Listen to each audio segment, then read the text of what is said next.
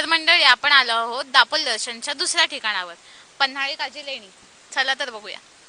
आम्ही दापोलीतून साधारण अर्ध्या तासाचा प्रवास करून या लेणी पाहण्यासाठी आलो. या लेणी संकुलात सुमारे 30 बौद्ध आणि हिंदू लेणी आहेत. हिनयान पंथाने 3ऱ्या शतकात लेणी कोरण्यास सुरुवात केली, ज्याची सुरुवात सध्याच्या लेणी 5 मधील स्तूतापासून झाली. लेण्यांवर ब्राही आणि देवनागरी लिपीत शिलालेख आहेत. 10व्या व 11व्या शतकात वज्रयान पंथातील आणखी एका बौद्ध गटाने त्यांच्या देवतांसह 10 क्रमांकाची गुहा स्थापन केली आणि त्या प्रदेशात त्यांची प्रथा मजबूत केली.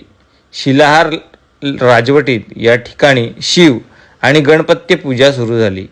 एकूण 29 लेणी आहेत, त्यापैकी 28 कोटजाई पर्वताच्या उजव्या तीरावर आहेत. गुहा 10 मध्ये महाचंद्र रोषणाची प्रतिमा आहे. ही देवता स्तूपावर दर्शवली आहे, जी रत्नागिरीचे ओरिसातील प्राचीन बौद्ध स्थळांशी असलेले कनेक्शन दर्शवते. गुहा 14 मध्ये नाथपंथांच्या देवता आहेत.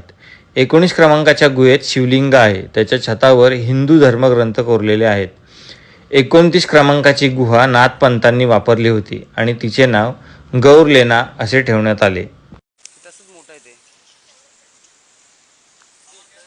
दापोली दर्शनच्या दुसऱ्या ठिकाणी आपण आलेलो आहोत, पन्हाळी काजी लेणी बघायला. आपले गाईड स्वतः गाडीतून उतरून आपल्याला सगळं दाखवतात. तर मंडळी, कोकणातील दापोली दर्शन तुम्हाला सुद्धा करायचं असेल तर श्री गणेश भुवड हे दापोलीचे गाईड आहेत. त्यांना कॉन्टॅक्ट करा. व्हिडिओ आवडल्यास कमेंट करा, शेअर करा आणि आयडीवर नवीन असेल तर फॉलो करा. व्हिडिओ जास्तीत जास्त लोकांपर्यंत शेअर करा. आणि आपण आता दापोली दर्शन करतोय.